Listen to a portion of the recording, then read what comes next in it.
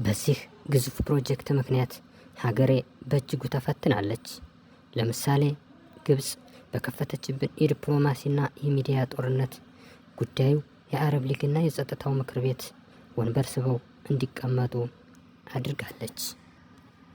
በእጅጉም በኢትዮጵያ ላይ ጫና በመፍጠር የግድቡን ግንባታ ለማቋረጥና ለማስተጓጎል ጥረዋል። ግብጽ የአረቡን ዓለም ሚዲያን በመጠቀም የተሳሳተና የተዛባ መረጃ በመስጠት በእኛ ላይ የተሳሳተ አረዳድ እንዲኖር አድርጋለች። ኋላ ግን የኛዎቹ የሚዲያ አርበኞች የአረቡን ዓለም በአረብኛ ቋንቋ በማስረዳት ሴራውን አክሽፈዋል።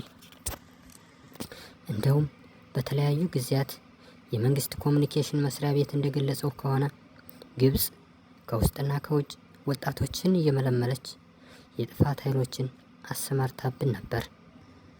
ነገር ግን ይህች የአማኞች ሀገር በጸሎትና በዱዓ የጸናች በጀግኖች ልጆቿ ደም የተገነባች ሀገር ሊያፈርሷት አይደለም ሊነቀንቋት አልቻሉም።